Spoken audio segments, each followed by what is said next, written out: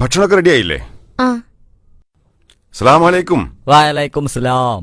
എന്താടാ ഉറങ്ങിയിട്ടില്ലല്ലേ? ഞാൻ വിചാരിച്ചു നീ ഉറങ്ങിയിട്ടുണ്ടാവുന്നു. ഇരിക്കിരിക്കെ. ആ ഇരിക്കിരിക്കെ.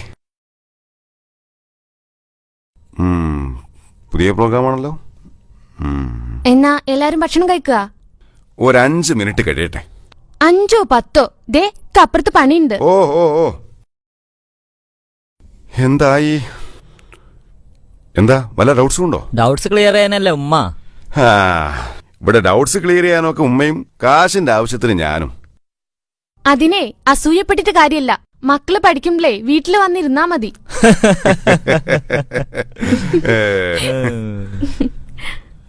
മക്കളെ, നിങ്ങളും സൽമാനും തമ്മിലുള്ള ഫ്രണ്ട്ഷിപ്പ് ഇപ്പൊ അല്പം കുറഞ്ഞോ?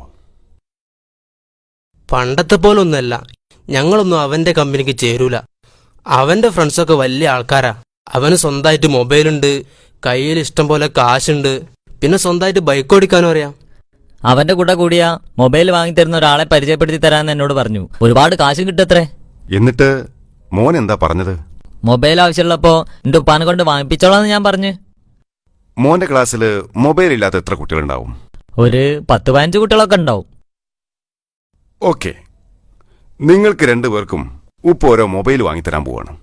രാവിലെ സ്കൂളിൽ പോയി വൈകുന്നേരം തിരിച്ചു വരുന്ന ഞങ്ങൾക്ക് എന്തിനാ ഉപ്പ മൊബൈല്? അല്ല, നിങ്ങളുടെയൊക്കെ ഫ്രണ്ട്സിന്റെ ഇടയില് നിങ്ങൾ മോശക്കാരാവാൻ പാടില്ലല്ലോ. എന്റെ ഫ്രണ്ട്സിൽ ആർക്കും മൊബൈൽ ഇല്ല. മൊബൈലിൽ ആരും എന്റെ ഫ്രണ്ട്സും അല്ല. എന്റെ ഫ്രണ്ട്സില് മൊബൈൽ ഉള്ളവരുണ്ട്, ഇല്ലാത്തവരുണ്ട്. പക്ഷെ അതൊന്നും എനിക്കൊരു വിഷയമല്ല.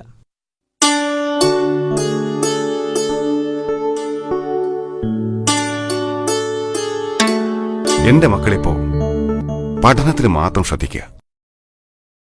നിങ്ങൾക്ക് ആവശ്യമുള്ളതൊക്കെ അതാതിന്റെ സമയത്ത് ഞങ്ങൾ വാങ്ങിത്തരും. മറ്റുള്ളവരുടെ കയ്യിലുള്ളതൊക്കെ നമ്മുടെ കയ്യിലും ഉണ്ടാവുന്നതിൽ വലിയ മഹത്വമൊന്നുമില്ല. പണം കൊടുത്താൽ കൈവശപ്പെടുത്താവുന്ന ഒരുപാട് വസ്തുക്കളുണ്ട് ഈ രാജ്യത്ത്. പക്ഷേ എത്ര പണം കൊടുത്താലും നേടാൻ കഴിയാത്തൊന്നുണ്ട്: നമ്മുടെ സൽസ്വഭാവം. കയ്യിലൊരു മൊബൈൽ ഫോൺ ഉണ്ടായതുകൊണ്ട് ആരും കേമനാവില്ല. നന്നായി പഠിക്കുന്നവരും മറ്റുള്ളവരോട് നന്നായി പെരുമാറുന്നവരാ കേമന്മാർ.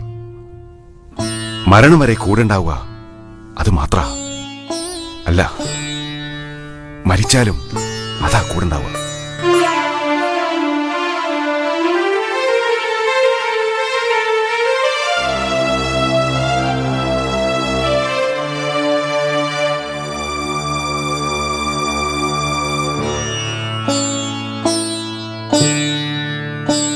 എന്റെ മക്കളെ ഇത്ര നല്ല കുട്ടികളാക്കി വളർത്തിയതിന് നിനക്ക് ഞാൻ ഏത് അവാർഡാടി തരേണ്ടത്?